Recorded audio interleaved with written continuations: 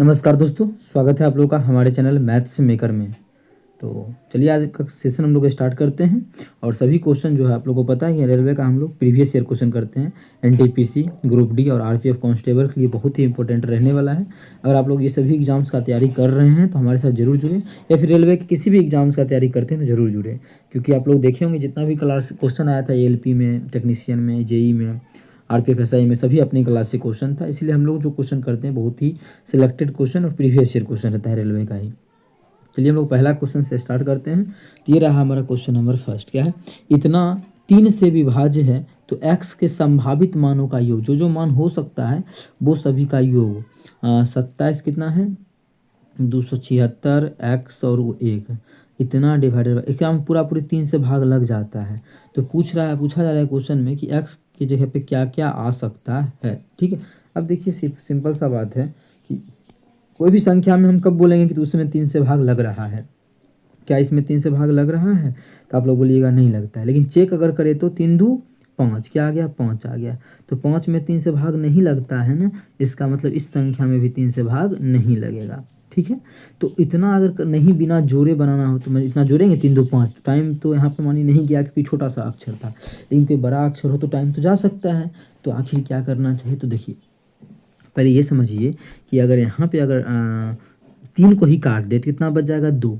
तो हम जो 3 से कट रहा है 3 से ही चेक कर रहे हैं ना, इसलिए 3 का काट देंगे। जैसे माने 3 2 5 किए तो हम यहाँ से भी चेक किया। फिर दूसरा क्या तरीका है, से ये कट रहा है कितना से 3 से, तो इसको ख़त्म कर देंगे। बचेगा कितना 2।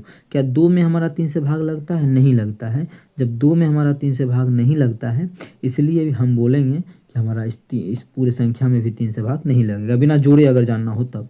जैसे मानिए कोई बड़ा नंबर आ जाए 87, तो 8 7 15 माने जोड़ लिए। लेकिन अगर इससे भी बड़ा नंबर आ जाए तब क्या होगा 8 7 2 3 7 9 6 3, इस प्रकार से। तो क्या इसमें 3 से भाग लगेगा? तो सबको जोड़ेंगे तो काफ़ी टाइम बर्बाद होगा। 7 8 7 15 15 8, इस प्रकार से। लेकिन अगर ख़त्म कर दीजिए 8 7 15 खत्म, 8 7 15 खत्म, 3 में लगता है भाग खत्म, 7 2 9 खत्म, 6 खत्म, 6 खत्म, 3 खत्म। सभी जो है 3 से खत्म हो गया, इसका मतलब इस पूरे संख्या में हमारा 3 से भाग लग जाएगा। तो यही नियम यहाँ पे करते हैं। तो 7 2 9 खत्म, 6 खत्म।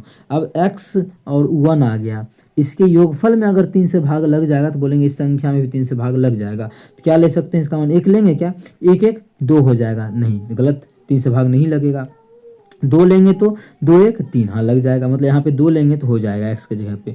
2 लेंगे, 3 लेंगे तो नहीं, 4 लेंगे तो 4 1 5 नहीं, 5 लेंगे तो 5 1 6 5 भी हो सकता है। ठीक है, 3 नहीं हो सकता है, ना ही 4 नहीं 5। अब 2 के बाद 5 हो गया तो अगला हो जाएगा 5, 2 कितना बढ़ गया 5, 3 बढ़ गया तो अगला भी इसमें 3 बढ़ के हमारा 8 हो जाएगा। तो 8 1 कितना हो जाएगा 9।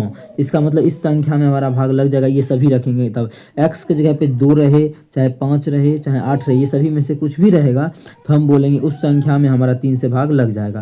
लेकिन बोला है जो भी मान हो सकता है ना उसका योगफल निकालना है। क्वेश्चन बोला है x के संभावित मानों का योग कितना हो जाएगा 8 2 10 5 15। तो x के संभावित मानों का जो योग हो जाएगा वो हमारा 15 हो जाएगा। कितना हो जाएगा 15। सभी का योगफल 15, जो कि ऑप्शन नंबर डी में है। तो ऑप्शन डी हमारा बिल्कुल करेक्ट आंसर हो जाएगा। कौन सा ऑप्शन? Option D. यानी अगला क्या नहीं ले सकते? अगला नंबर नहीं ले सकते इसके। अगला 11 पर जाएंगे तो 11 2 अंकों का संख्या हो जाएगा, जबकि यहाँ जो x है वो 1 अंकों का संख्या है। ठीक है, इसीलिए हम इस प्रकार से 8 तक ही ले सकते हैं। चलिए अगला क्वेश्चन कर लेते हैं। क्वेश्चन नंबर जो हमारा इसका माध्य ज्ञात करना है। ठीक है, इसका आप लोग मानिए आप कल भी तरीका बताए थे, सिग्मा एफ एक्स बटा सिग्मा एफ, 3 4 दिन से बता रहे हैं। यहाँ पे आप लोग को हम डायरेक्ट दूसरा तरीका बता ही देंगे इस क्वेश्चन को सॉल्व करने का, और भी किस तरीका से सॉल्व कर सकते हैं अगर सिर्फ और सिर्फ एक्स दिया रहे तब। तो पहले तो हम इस सिंपल जो तरीका है उस तरीका पे आप लोग को हम सॉल्व करवा देते हैं, मतलब क्लास 10th वाला तरीका पे। लेकिन आप लोग को अगर दूसरा तरीका जानना है तो उस तरीका पे भी हम इसको सॉल्व करवा देंगे। इसका हमको एगो एफ दिया है, एक्स दिया है, एफ एक्स निकालना पड़ेगा ना। फिर से एफ एक्स निकालने के लिए हमको 3 टुकड़ा करना पड़ेगा। चलिए इसका हम 3 टुकड़ा कर लिए, यहीं पे हम बॉक्स कर लेते हैं इसको। देखिए दूसरा तरीका हम बताएंगे, ये तरीका बहुत लेंदी हो जाए, मतलब ये क्लास 10th का तरीका है। आप लोग ये पढ़े भी होंगे, क्लास 10th में भी फिलहाल भी इधर पढ़ रहे होंगे। लेकिन अभी आप लोग को हम इसका दूसरा भी तरीका बताएंगे, लेकिन ये भी तरीका तो पता होना चाहिए। पहले ये तरीका बताते हैं। ठीक है, इसमें देखिए अब क्या क्या दिया हुआ है वो सभी को लिख लेंगे। पहले यहाँ पे सबसे पहले एक लाइन हम यहाँ खींच देते हैं, ये लाइन को एक लाइन हम यहाँ पे खींच देते हैं, इस लाइन को। इसमें देखिए ये हमें पहला x दिया है, दूसरा f दिया है, तो उसके बाद देखिए x भी दिया है, f भी दिया है। जब f दिया है, x दिया है, तो एफ एक्स निकाल देंगे हम। क्या निकाल देंगे? F x. चलिए मान आप पुट कर देते हैं एक्स में पहला मान क्या है 19 है, इसका कितना है 21 है, नहीं 19 है तो एफ कितना है तेरे पहले 19 है, दूसरा 21 है, फिर 23 है, इसी प्रकार से 25 है, 25 के बाद 27, 27 के बाद हमारा 29 और 29 के बाद 31, इतना नंबर है। इसमें फ्रीक्वेंसी जो दिया हुआ है वो हमारा पहला का 13 है, 15 है, 16 है, 18 है, 18 के बाद फिर से 16 है, फिर से 15 है और 13 है, ठीक है 13 है, इस फ्रीक्वेंसी दिया हुआ है। तो अब यहाँ से करते क्या है, अब जो हम एफ निकालते हैं, क्या करते हैं देखिए, लंबा तरीका है लेकिन आप लोग को दूसरा सीखना है तो बस यहाँ पे रुके रहना है। अब क्या करना है, एफ मतलब ये दोनों को गुना करेंगे। एफ मतलब कितना है 13 गुना 19, जब करेंगे तो 13 9 117 के साथ डायरेक्ट गुना करेंगे तो आ जाएगा 247, कितना 247। फिर 15 गुना 21 करेंगे, जब 21 में हम गुना कर देंगे कितना से 21 गुना 15, कितना हो जाएगा कर लीजिए गुना, 15 के 5 बाकी 1 और 15 दूना 30, 30 1 31, 315 हो गया। यहाँ पे हमारा फिर कितना है 16 में गुना करना है कितना से 23 से, चलिए कर देते हैं। तो 16 3 48 के 8 बाकी 4, 16 3 48, फिर 16 दूना 32, 32 से 4 36, कितना आ जाएगा 368। अब 25 को 18 से कर देंगे तो ये तो सिंपल होता है, 25 का पहाड़ा अगर आप लोग को याद है तो 25 8 25 8 200, 250 450, इसका हमारा आ जाएगा 450।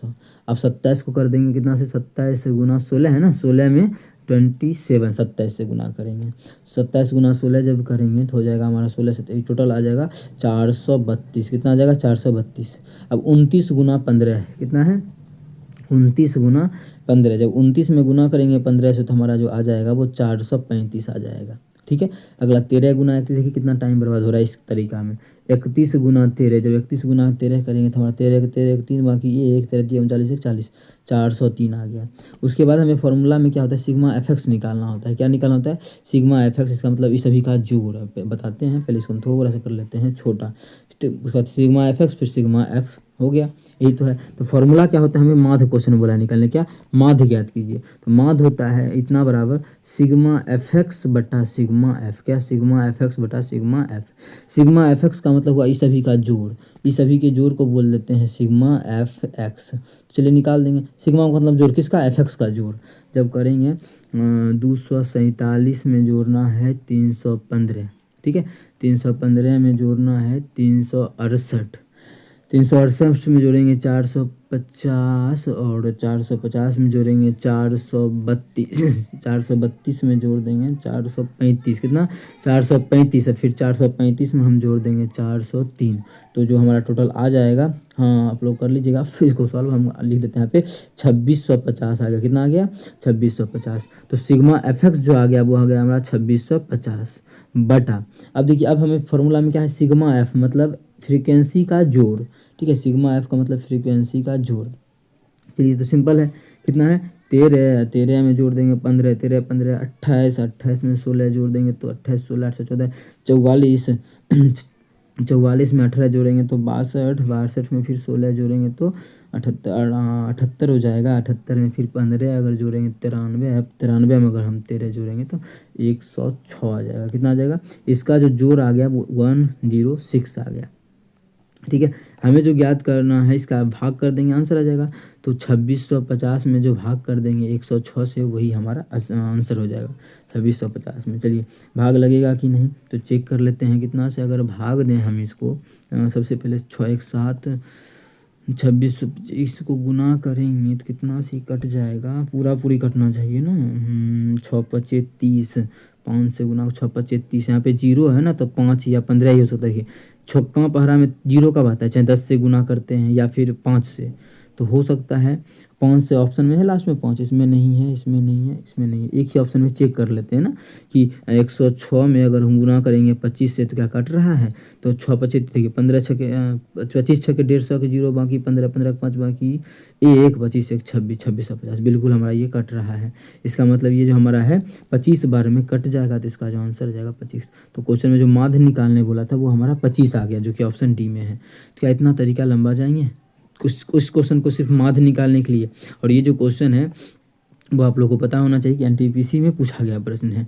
और आरपीएफ कांस्टेबल के लिए भी अच्छा क्वेश्चन है, ये आ सकता है। ग्रुप डी में भी तो आता है, ग्रुप डी में तो 100% गारंटी है कि क्वेश्चन आएगा ही आएगा। ठीक है, तो इस क्वेश्चन को और सॉल्व कैसे किया जाए, क्या तरीका रहेगा इस क्वेश्चन को सॉल्व करने का, तो देखिए इस तरीका से जिस भी विद्यार्थी को आ गया अच्छी बात है, नहीं तो हम यहाँ पे इसी क्वेश्चन को दूसरा तरीका से सॉल्व करेंगे। एक लाइन यहाँ खींच देते हैं। चलिए देखिए, जो मन करे वो हम मान लेते हैं इसमें माध्य जो होगा इसी सब में से कोई एक होगा, कि फ्रीक्वेंसी जो होता है उतना बार, जैसे 19 जो है 13 बार लिखा हुआ है, 21 जो है वो 15 बार है, उसी प्रकार से हम तो आंसर तो इसी में से कोई एक होगा, तो हम मान लेते हैं इसी में से कोई एक। जैसे मान में बीच में कौन सा है, 3 इधर से खत्म 3 इधर से खत्म, तो 25, तो 25 तो मेरा आंसर ही आ जाएगा। लेकिन 25 नहीं मानते बहुत बच्चा, मानिए कोई मान लिया 23, तब क्या होगा, तो हम 23 ही यहाँ मान के बनाएंगे, जो कि चलिए मान लिए इसका माध्य जो है वो 23 है, कितना मान लिए 23।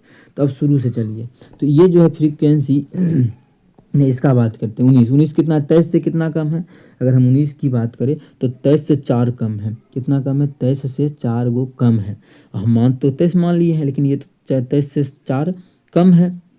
तो यहाँ पे हम बात करें, देखिए समझिएगा सिंपल सा भाषा में, हम 3-4 बार उस बात को रिपीट करेंगे। यहाँ पे ये जो है 19 है, ठीक है, हम लोग माध्य मान लिए 23, तो हम लोग क्या किए ज़्यादा मान लिए हैं। ठीक है, हम लोग जो है ज़्यादा मान लिए, तो हमें कम करना पड़ेगा, तो माइनस करना पड़ेगा कितना 4, क्या गो संख्या का 13 गो संख्या का, मतलब 13 चौके 52 हमें यहाँ पे कम करना पड़ेगा। देखिए कितना 52। ठीक है, अब यहाँ पे देखिए 21 के पास चलते हैं, 19 का खत्म हो गया, 21 के पास कितना कम है, ये हम लोग से, हम लोग 23 माने हैं, ये है 19 ही 21 ही, तो 2 कम है क्या गो संख्या पे 15 गो संख्या पे, तो ये 15 दूना 30 कम है, कितना है 15 दूना 30।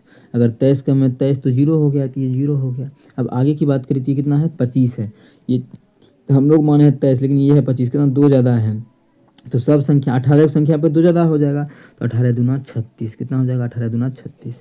इसके 4 ज़्यादा है, क्या वो संख्या पर 16 को 16 चौके 64, ये भी प्लस 64 हो जाएगा। ये सब भी जुड़ना चाहिए क्योंकि ये सब क्या है अधिक है। अगर यहाँ बात करें 29, क्या को संख्या पर 15 को संख्या कितना अधिक है, हम लोग 23 माने, यह 29 6 15 से 90, मतलब 90 अधिक होना चाहिए, 90 क्योंकि अधिक है ये। सेम उसी प्रकार से लास्ट में चलते हैं, तो यह कितना 31 है, कितना हम लोग जो माने 23 उससे कितना अधिक है 23 से, हम लोग जो यहाँ पर 23 माने हैं, यहाँ पे देखिएगा हम लोग जो 23 माने हैं उससे कितना अधिक है 8 अधिक है, क्या को संख्या पे 13 को संख्या पे 13 8 है, कितना होता है 104, 104, इसलिए बीच वाला मानते हैं, लेकिन यहाँ पे बीच वाला आंसर हो रहा था, इसलिए आप लोग को समझाने के लिए नहीं माने। देखिए इससे कुछ खत्म हो जाएगा, जैसे ये माइनस में कितना हो जाएगा, दोनों को जोड़ेंगे तो 50 80 माइनस 82 हो जाएगा। ठीक है, माइनस 82, और यहाँ पे मानिए ये ख़त्म कर देंगे तो यहाँ पर जो बच जाएगा प्लस कितना बच जाएगा, हाँ 82 8 बच जाएगा। तो प्लस में तो यही सब बचा है, माइनस वाला तो ख़त्म कर दिए घटा के, तो हो जाएगा 64 8 कितना हो गया, देखिए 64 8 72 72, यहाँ पे 36 और यहाँ पे 104 जोड़ दीजिए, 6 4 10 10 2 12 1 2 बाकी 1 7 3 10 1 11 1 11 1 बाकी 1 है 1 1 2, कितना आ गया 212। ये जो हमारा 212 अधिक आ गया क्या को संख्या पे, तो ये तो हमारा टोटल इतना संख्या पे क्या को संख्या, ये सभी का जोड़ अभी देखे होंगे, तो सिग्मा एफ आया था कितना 106, तो 106 पर कितना 106 पर, तो जब एवरेज निकालेंगे 106 भाग करके, क्योंकि इस सभी का जोड़ 106 आएगा, फ्रीक्वेंसी की क्या बार आया है कौन, तो कितना आ गया 2 आ गया। मतलब ओरिजिनल में जो माध्य होगा वो 2 अधिक होगा, जो हम लोग जो माने हैं 2 कम मान लिए। तो यहाँ पे देखिए हम लोग जो माने 23 2 कम है, ओरिजिनल में होगा 2 अधिक, मतलब आंसर जो जाएगा वो 25 आ जाएगा। तो ये भी एक तरीका है, अगर आप लोग इतना नहीं करना चाहते हैं तब इस तरीका से भी निकाल सकते हैं। आप लोग प्रैक्टिस कीजिएगा घर में बैठ के, जो तरीका अच्छा लगे उस पर आप लोग को बना लेना है। चलिए अगला क्वेश्चन हम देख लेते हैं, क्वेश्चन नंबर 3। आप लोग को उस क्वेश्चन बहुत टाइम देके समझा दिए। ये सभी दर्शाता है, पूछा किसान को निरूपित करने वाले वृत्तखंड के लिए केंद्र कोण का मान लगभग कितना डिग्री है। किसान को 11%, कोई भी चीज़ अपने आप में 100% होता है, तो कुल मिला के परसेंटेज में देखा जाए तो 100% है, कितना 100% है, कुल 100% है कुल। ठीक है, जिसमें कि किसान का हिस्सा कितना है, किसान का हिस्सा देखा जाए तो 11 है, किसान का हिस्सा कुल का जो है 11% है, तो एक कुल जितना भी है उसका 11% किसान का हिस्सा है। ठीक है, कुल का 11%। अब कुल अगर हम इसका बात करें तो कुल कोण का, हमको कोण ही पूछा है, कुल कोण 360 डिग्री का होता है, कुल जो कोण होता है वो 360 डिग्री का होता है। ठीक है, उसमें जो किसान का हिस्सा है वो कितना 11%, डायरेक्ट बोलते हैं 11/100, मतलब 100 में 11 है। ठीक, जब यहाँ से काटेंगे तो 1 0 से 1 0 इसको गुना करेंगे तो 11 से गुना करने का नियम है, 6 का 6 लिख दे, 36 को 11 से गुना करने का नियम बताते हैं, 6 का यहाँ 6 लिख दीजिए, छः तीन नौ और तीन का तीन ठीक है, छः तीन नौ और तीन का तीन, तो गुना करके कितना आ गया 39.39 छः, 10 से भाग करेंगे इतना आ जाएगा, कितना 11% आ गया। तो ये किसके अप्रॉक्स है, तो बोल सकते हैं ऑप्शन के थ्रू 35 नहीं 40 के आसपास है। तो 40 किस ऑप्शन में है, ऑप्शन डी में है, तो ऑप्शन डी हमारा बिल्कुल करेक्ट आंसर हो जाएगा। डिग्री में पूछा था तो हम उसका 11% बता दिए कि कुल जो होता है कुल 180 360 डिग्री का होता है, 360। किसान जो है उसका 11% निकाल दिए, जो कि हमारा इतना निकला, अप्रॉक्स हो गया 40 के, हमको लगभग ही मान पूछा था, तो 40 ऑप्शन डी बिल्कुल करेक्ट हो जाएगा। अगला क्वेश्चन है ABCD एक चक्रीय चतुर्भुज है। ABCD चक्रीय चतुर्भुज का मतलब समझ में आ रहा होगा आप लोगों को, नहीं तो एक सर्कल है, एक सर्कल है, सर्कल के जो अंदर है ABCD एक चक्रीय चतुर्भुज होता है। सर्कल के अंदर एक चतुर्भुज जो होता है वही हमारा चक्रीय चतुर्भुज कहलाता है, ठीक है। सर्कल के अंदर यही सर्कल है, इसके अंदर हम खींच देते हैं कोई भी एक चतुर्भुज, चारों परिधि को टच करना चाहिए, ठीक है। इसका जो केंद्र जो चलिए परिधि को टच किया इसका चारों भुजा, तो यही हमारा हो गया चक्रीय चतुर्भुज। क्या हो गया ये चक्रीय चतुर्भुज। आगे इस क्वेश्चन से, जिसकी भुजा ABCD से होकर जाने वाले वृत्त के व्यास है। अब देखिए व्यास भी बोल दिया, इसलिए हम ये डायग्राम अब यहाँ से डिलीट करेंगे। AB जो है वो क्या है, व्यास है। AB के बारे में यहाँ समझिएगा, भुजा ABCD जो है ABCD से होकर जाने वाले वृत्त का व्यास है। ABCD से होकर जाने वाले वृत्त का व्यास क्या है, A और B। मानिए ये क्या है, वृत्त का व्यास है, यही मान लेते हैं कि ये जो हमारा वृत्त का व्यास है, जो कि क्या है, ये A है और ये B है, और ABCD जो है वृत्त पर है, तो AB इधर हो गया, मानिए C यहाँ हो जाएगा, D यहाँ। तो इस प्रकार से हम चक्रीय चतुर्भुज तभी भी बन गया, तो अभी भी हमारा चक्रीय चतुर्भुज देखिए बन चुका है। एक सेकेंड, हाँ चलिए बन गया चक्रीय चतुर्भुज। AB इधर C इधर D। चक्रीय चतुर्भुज का मतलब है कि उसका भुजा जो है वृत्त को टच करना चाहिए, बस चक्रीय चतुर्भुज यही होता है। चलिए आगे, ADC 129 डिग्री है। ADC ये जो कोण के बारे में बोला है 129 डिग्री है, ठीक है। अब देखिए आगे क्या है, तो कोण BAC की माप क्या होगी, तो BAC है कहाँ पे, कोण B, देखिए यहाँ पे BA और C, इस कोण की माप पूछा जा रहा है। हम सही से बना लेते हैं, BA और C ये कोण, तो हमें बताना है इस कोण का माप कितना होगा। अब देखिए सबसे सिंपल कि अगर हम इस अभी लाइन को हटा देते हैं, अभी BAC जो निकालना है उसको हटा दिए, ध्यान रखिएगा चतुर्भुज ये बन गया है, और चक्रीय चतुर्भुज के आमने सामने के कोणों का योगफल 180 डिग्री होता है। मतलब ये अगर 129 है तो दोनों मिला के 180 होगा, ये कोण और ये कोण मिला के 180 होगा। अगर ये 129 है तो ये कितना होगा, 180 पूरने के लिए इसको 51 होना पड़ेगा।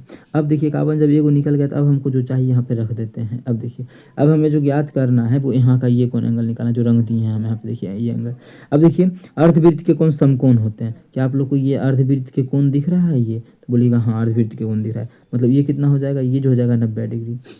अब त्रिभुज के तीनों कोणों का योगफल 180 डिग्री, तो ये दोनों मिला के है कितना, एक वो हमारा 90 है, दूसरा 51 है, जब जोड़ेंगे तो 1 और 9 5 14 141 हो गया। तो तीनों मिला के 180 डिग्री, तो 2 को मिला के 141 है, तो तेसर कितना होगा, यहाँ जब घटाएंगे तो एक बचा 9, 10 में से गया तो 9 हो गया, 9 ये बच गया हमारा 17 17 में 39। मतलब ये जो कोण आ गया वो हमारा 39 डिग्री आ गया, जो कि हमारा ऑप्शन सी में ही है, तो ऑप्शन सी हमारा बिल्कुल करेक्ट आंसर हो जाएगा, ठीक है।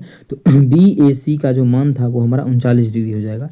ये सब पढ़ में अगर याद है तो ये क्या, कि चक्रीय चतुर्भुज के सम्मुख कोणों का योगफल आमने सामने के कोणों का योगफल 180 डिग्री होता है, अर्धवृत्त के कोण समकोण होते हैं, वो सभी कॉन्सेप्ट लगा के। अगला क्वेश्चन हमारा है क्वेश्चन नंबर 5 क्या है, यदि A + B = 56, A - B का होल स्क्वायर बराबर इतना है, तो A B के गुणनफल का मान, A और B का गुना, देखिए यहाँ पे दिया हुआ है A + B = 56 दिया हुआ है, ठीक है। अब दिया हुआ दूसरा क्या है, A - B का जो है वो होल स्क्वायर दिया है, जिसका कि मान क्या है 496, इसका क्या है, इस पूरे का होल स्क्वायर है। अब देखिए बच्चा क्या करेगा, अगर माने 496 स्क्वायर उधर गया तो रूट बोले बच्चा बोलेगा A - B बराबर हम कर देते हैं √496, लेकिन 496 किसी का वर्गमूल ही नहीं होता है। 496 जो हमारा है वो अभी तक किसी का वर्गमूल नहीं, दशमलव में है, पूरा पूरी किसी का वर्गमूल है नहीं, तो ये तरीका से बनाना ही नहीं है, ठीक है। तो क्या करेंगे हम लोग, स्क्वायर को उधर नहीं ले जाएंगे, तो इसी पे ऐसा फॉर्मूला सेट करना है कि हमें जो पूछ रहा है ए बी का गुणनफल का मतलब हमें ए बी भी पूछ रहा है वो भी निकल जाए और ये भी यूज हो जाए। तो ए माइनस बी का एक फॉर्मूला होता है, आप लोग पढ़े होंगे मेरे हमसे, हम बढ़ाए ही होंगे। क्या होता है कि ए प्लस बी का होल स्क्वायर, ठीक है। अब हमें देखिए ए प्लस बी का होल स्क्वायर माइनस 4ab अगर घटाते हैं तो ये बन जाता है ए माइनस बी का होल स्क्वायर। सॉल्व करके देख लीजिएगा, ये प्लस 2ab आएगा, यहाँ पे माइनस 4ab है, माइनस 2ab बन जाएगा। इसका जो मान होता है 4 9 9 6। अब ए प्लस बी का होल स्क्वायर, ए प्लस बी का मान कितना है 56 है, 56 ही है 56। यहाँ पे क्या हो जाएगा, अभी आ जाए 56 है तो 56 फिर इसका स्क्वायर माइनस 4ab। देखिए यहाँ से मान हम लोग का फटाक से निकल जाएगा। वर्ग निकालने का तरीका तो कल ही आप लोगों को हम समझाए कि किसी प्रकार से हम वर्ग निकाल सकते हैं। तो इधर क्या बच जाएगा माइनस 4ab बराबर उधर क्या हो जाएगा 496 माइनस 56 है, 56 का स्क्वायर कितना होता है, 56 का स्क्वायर अगर नहीं याद है तो याद रखिएगा 3136 होता है। कितना 3136 होता है, हो गया।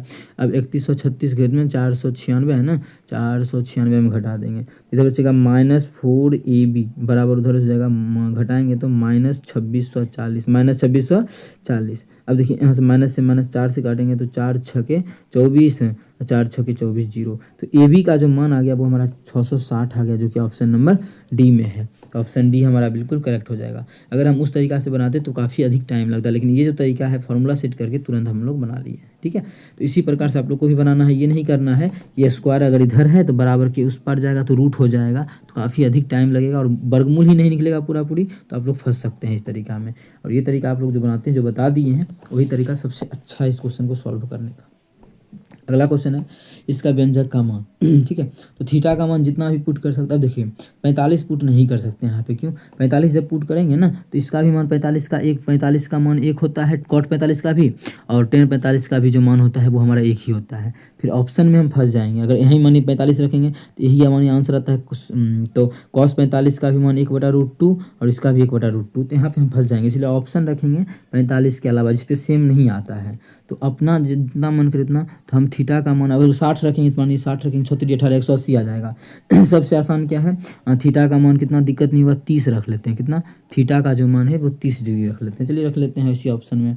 तो कॉस यहाँ पे 30 गुना 3 कितना हो जाएगा 90 है, यहाँ पे हमारा कितना हो जाएगा 30, यहाँ पे भी 90 हो जाएगा और यहाँ पे 30 हो जाएगा। मान पुट कर देंगे, आंसर आ जाएगा कॉस 30। यहाँ पे देखिए कितना है, यहाँ पे यहाँ पर जो हमारा है, यहाँ पर जो है कॉस 30 है, कितना है ये कॉस 90 है ना। यहाँ पे कॉस 90 का जो मान होता है वो साइन 0 का होता है, जो साइन 0 का तो है कॉस 90 का तो 0 होता है, प्लस कॉस 30 का जो मान होता है, कॉस 30 का मान वो हमारा होता है √3/2 डिवाइडेड बाय, ठीक है। यहाँ पे साइन 90 का मान कितना होता है, साइन 90 का मान 1 होता है, प्लस माइनस है ना तो माइनस, और साइन 30 का मान होता है 1/2। को सॉल्व करेंगे आंसर आएगा, देखिए ऊपर में क्या हो गया तो √3/2 बटा, नीचे में जब इसको सॉल्व करेंगे इस पूरे बॉक्स को तो हमारा 1/2 बनेगा। अब देखिए 2 से 2 खत्म, कितना आ गया √3, कितना आ गया सॉल्व करके √3। अब देखेंगे कि इस पूरे क्वेश्चन को सॉल्व किए 30 डिग्री पर, कितना थीटा बराबर 30 डिग्री पर, तो √3 आ गया। तो थीटा बराबर 30 डिग्री पर कौन सा ऑप्शन ऐसा है जो √3 मान देता है, तो कौन सा ऑप्शन है। अब देखिए इसमें 30 रखेंगे तो इसका ही मान √3 होता है, ठीक है, और इसमें 30 रखेंगे तो इसका मान 1/√3 होता है, कितना 1/√3। तो ऑप्शन इसका बी बिल्कुल करेक्ट होगा। यहाँ तो रखेंगे ही नहीं कि साइन 30 का मान 1/2, कॉस 30 का मान √3/2, तो हमको तो चाहिए √3 सिर्फ, जो कि 10 और कॉट ही दे सकता था, तो 10 भी नहीं दिया, कॉट दे दिया 30 पर। तो ऑप्शन बी इसका बिल्कुल करेक्ट आंसर हो जाएगा। तो इस प्रकार से वैल्यू पुटिंग बना सकते हैं। अगर आप लोग ये तरीका यहाँ पे नहीं लगाते तो काफ़ी अधिक टाइम बर्बाद करना पड़ता, cos 3a का फॉर्मूला लगाना पड़ता है, या फिर जो भी यहाँ पे करना होता है, या फिर cos a + b। यहाँ पे अगर दूसरा चीज़ यूज करते 3a का नहीं लगाता कोई विद्यार्थी तो क्या लगाना पड़ता है cos c या प्लस cos d, जो कि आप लोग क्लास 11 में पढ़े होंगे, sin c minus sin d, जो कि काफ़ी अधिक बोल दे टाइम भी बर्बाद होता और फार्मूला भी याद रखना पड़ता। लेकिन वैल्यू पुटिंग क्या है वो सभी से आप लोग बच सकते हैं। ये तरीका अगर वैल्यू पुटिंग से बनाते हैं सभी क्वेश्चन, तो इसलिए वैल्यू पुटिंग ही बनाइए, ज़्यादा सही है सभी क्वेश्चन को सॉल्व करने का। अगला क्वेश्चन हमारा है क्वेश्चन नंबर 7, क्या है 5800 रुपये धनराशि को 6% वार्षिक साधारण ब्याज की दर पर निवेशित किया जाता है, तो 4 वर्ष के बाद धनराशि कितनी हो जाएगी। 4 साल के बाद ब्याज सहित पूछ रहा है। कल आप लोग को परसेंटेज वाला नियम से ही क्वेश्चन को हम सॉल्व करवाए थे, परसेंटेज वाला नियम से सेम यही क्वेश्चन था, और आज हम करवाएंगे बिना परसेंटेज वाला नियम से, ठीक है। आप देखिए यहाँ पे जो यहाँ भी पूछा था मिश्र धन क्या होगा, मतलब 6 साल के बाद कितना हो जाएगा, तो मिश्र धन वाला नियम से समझाए थे, यहाँ फॉर्मूला वाला नियम से समझा देते, दोनों नियम हो जाएगा हमारा कंप्लीट, ठीक है। आप लोग को तो हम दोनों समझा चुके हैं, जब आप फॉर्मूला मन के वहाँ लगाइए तो 5800 रुपया तो होगा ही होगा, ठीक है। हमको पूछा है कि 4 साल के बाद कितना होगा, 5800 तो होगा ही होगा, लेकिन इसमें जो होगा वो 4 साल का ब्याज भी होगा, तो 4 साल का ब्याज मतलब SI निकाल देंगे 4 का, तो SI का फॉर्मूला क्या हो जाता है, P गुना T गुना R। P कितना है 5800 गुना T कितना है 4 गुना R कितना है 5 बटा कितना हो जाएगा 100। जब यहाँ से काटेंगे 2 जीरो से 2 जीरो हमारा खत्म हो जाएगा, हो गया। 5 चौके 20, 58 दूना 0, 8 दूना 16 6, बाकी 1 5 दूना 10, 10 1 11, कितना आ गया 1160 आ गया। अब देखिए ये ब्याज आ गया 4 साल का, रुपया कितना था 5800, ब्याज हो गया कितना 1160। जब इसको जोड़ेंगे तो हमारा हो जाएगा 0 6 8 9 और 5 5960 आ जाएगा। 5960 हमारा किस ऑप्शन में है, 71 पे है, तो ऑप्शन तो कहीं कुछ तो गलती नहीं है, तो 5 दून 5 चौके 20, 20 58 दूना 116 160 हो जाएगा। 4 वर्ष के बाद 6% के रेट से, अच्छा 6% का रेट बोला है, यहाँ पे 5% रख दिए, कितना 5% का रेट, जो कि गलत है, कितना 6%, तो समय गुना 6 से गुना करेंगे, 6% रेट है, तो 6% के लिए इस प्रकार से। अब देखिए जब इसको सॉल्व करेंगे कितना आ जाएगा 58 गुना कितना हो जाएगा 24, 6 चौके 24, 58 में अगर 24 से गुना करेंगे, अब देखिए इस सभी गुना फास्ट होना चाहिए, क्या 58 में हम गुना कर देंगे 24 से, तो ये जो आंसर हमारा आ जाएगा 1392 आ जाएगा। तो ब्याज कितना आ गया 1392, तो यहाँ पे रख देंगे 1392। तो जो 4 साल के बाद रुपया हो जाएगा जोड़ देंगे, कितना 5800 में 1392 जोड़ देंगे तो आ जाएगा 7192, जो कि किस ऑप्शन में है, ऑप्शन बी में है, तो ऑप्शन बी हमारा बिल्कुल करेक्ट होगा। रेट भी सभी सही पुट करेंगे तो आंसर आ ही जाएगा, लेकिन ये फॉर्मूला से लगाते हैं तो काफ़ी अधिक टाइम लगता है, लेकिन इस प्रकार से तो करना नहीं है आप लोगों को। दूसरा भी तरीका हम यहाँ पे बताते हैं आप लोगों को, अगर ये तरीका से आप लोगों को नहीं करना चाहते हैं या फिर करना नहीं है, तब देखिए 6% है फ्रैक्शन वैल्यू, 6% का 6% रेट है, ठीक है। आर का जो मान दिया है रेट वो है सालाना 6%, तो 6% का फ्रैक्शन वैल्यू कितना होता है, फ्रैक्शन वैल्यू का मतलब 6/100, प्रतिशत तो 100, जब काटिएगा तो आ जाएगा 3/50, कितना आ जाएगा 3/50, ठीक है 3/50, ठीक है। नीचे में जो आता है वो मूलधन होता है, क्या आता है मूलधन, और ये होता है 1 साल का ब्याज। तो रुपया कितना साल के लिए रखा गया है 3 साल के लिए, 1 साल में 3, तो 3 साल में कितना हो जाएगा 12 हो जाएगा। हमें निकालना है अमाउंट कितना हो जाएगा 50 रुपया तो था पी, देखिए, और ब्याज कितना हो गया 12, ब्याज हो गया 12, मतलब ओवरऑल जो आंसर आना चाहिए वो 62 गुना आना चाहिए, 62 आना चाहिए अनुपात में।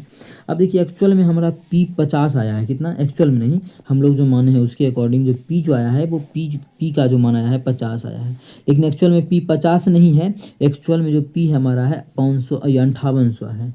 जब यहाँ से काटेंगे तो 1 0 से 1 0, 5 से काटेंगे इसको, तो एक अनुपात का मान 5 का 5, 5 का 5, 5 के 30, 116 आ गया, एक अनुपात का मान 116, तो रेट ये जो हमारा अमाउंट है वो भी हमारा कितना है 62 अनुपात में है, एक अनुपात का मान 116, इसका मान कितना हो जाएगा, एक से गुना कर देंगे तो कितना हो जाएगा, यहाँ पे हमारा आ चुका है 62 में गुना कर देंगे 116 से, तो ये देखिए कितना आ जाएगा 7192। जो तरीका आप लोग को सही लगता है लगा सकते हैं, यहाँ पे गुना करना का कोई ज़रूरी नहीं था, डिजिटल सम लगा सकते हैं, यूनिट डिजिट यहाँ पे नहीं लगा सकते हैं क्योंकि इसमें भी 2 है लास्ट में, इसमें भी 2 है लास्ट में, सभी का इकाई अंक समान है इसीलिए ये नहीं लगा सकते हैं। हाँ, लेकिन डिजिटल सम हम कोशिश करके लगा ही सकते हैं, क्यों, देखिए 9 7 2 9, यहाँ पे 1 बच रहा है, उसी प्रकार से जब 9 यहाँ पे 2 बच रहा है, ठीक है। डिजिटल सम अगर लगाना चाहते हैं कोई विद्यार्थी, मानिए गुना नहीं करना है इतना, काफ़ी लंबा टाइम चल गया, जोड़ने में हटाइए, जोड़ने वाला तो इस तरीका तो बनाना ही नहीं है, ये तरीका में भी गुना करेंगे कितना आ गया 62 गुना 116,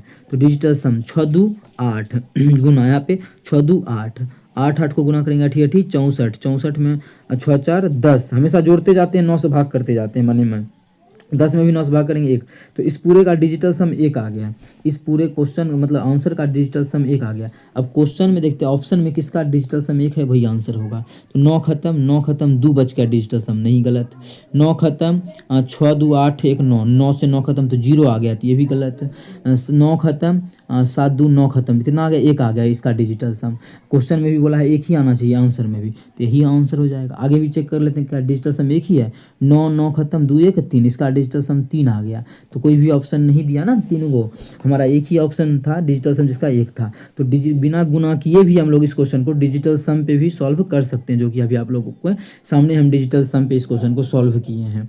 ठीक है, आप लोगों को बहुत सारा तरीका भी देखने को मिलेगा, 1000 तरीका का भी देखिए आप लोग को हम बेसिक से भी बता दिए फार्मूला का यूज करके, यहाँ पे इस प्रकार से भी बताएं। ठीक है, इस प्रकार से समझाने के बाद फिर डिजिटल सम भी हम यहाँ पे अप्लाई कर सकते हैं। ठीक है, अगला क्वेश्चन हमारा है क्वेश्चन नंबर 8। क्या है क्वेश्चन नंबर 8? ठीक है, अलग अलग ABC दिया हुआ है कि 5 अलग अलग शहरों ABCDE किसी विश्वविद्यालय में इंजीनियरिंग विभाग में प्रवेश परीक्षा में भाग लेने वाले और चयनित होने वाले छात्रों की संख्या को दर्शाता है। ठीक है, इसमें से हमें ज्ञात क्या करना है, निम्नलिखित में से किस शहर से विश्वविद्यालय की प्रवेश परीक्षा में चयनित होने वाले छात्रों का प्रतिशत न्यूनतम है। किसका प्रतिशत न्यूनतम है वही बताना है। ठीक है, अब देखिए किसका किसका ऑप्शन जो है इसी में से कोई आंसर होगा तो हम चेक ही करेंगे, ए का, बी का, सी का और ई का। डी का चेक ही नहीं करेंगे क्योंकि ऑप्शन ही नहीं है, डी का चेक करने से क्या फायदा होगा।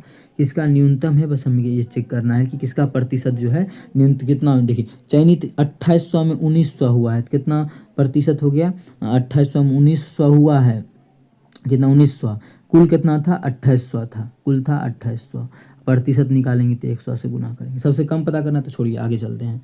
इसका कितना हो जाएगा, 1800 विद्यार्थी सेलेक्ट हुआ है कितना में 3000 में, और प्रतिशत निकालेंगे तो 100 से गुना कर देंगे, या 100 से गुना कर देंगे तो हो गया। दो का ऑप्शन का अभी हम सॉल्व नहीं करेंगे, ऑप्शन अगला चलते हैं। न्यूनतम तो डी का इसी सी का कर लेते हैं। यहाँ पे जो है 1950 विद्यार्थी सेलेक्ट हुआ है कितना में, 2800 विद्यार्थी में, कितना में 2800 में। बिना सॉल्व किए भी देखिए आंसर आप लोग को सामने में रख देंगे निकाल के। इसका देखिए 1700 विद्यार्थी सेलेक्ट हुआ है कितना में, 2600 में।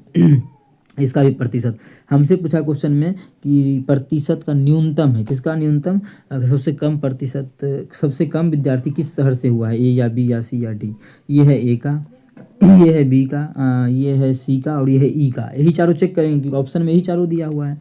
अब देखिए सबसे पहले हम इसी दोनों को कंपेयर करते हैं, इस दोनों में कि क्यों, क्योंकि इसका भी हर 2800 है, इसका भी हर 2800 है। इस दोनों में न्यूनतम कौन सा है, न्यूनतम जो है 1900। जब हर समान हो, जैसे इसका भी हर 28, इसका भी हर 28, जब हर समान हो तो अंश का बात करेंगे। अंश जकर अधिक वो बड़ा, तो अंश सी का अधिक है ना, 1950 है तो सी तो बड़ा है, हमको न्यूनतम खोजना है। तो सी तो हमारा तो देखिए गलत हो गया यहीं पे, तो सी हमारा गलत हो गया, तो सी को हम यहीं से रिमूव कर देंगे। अब इस तीनों में कंपटीशन इस तीनों में कंपटीशन चलेगा कि कौन सा न्यूनतम है।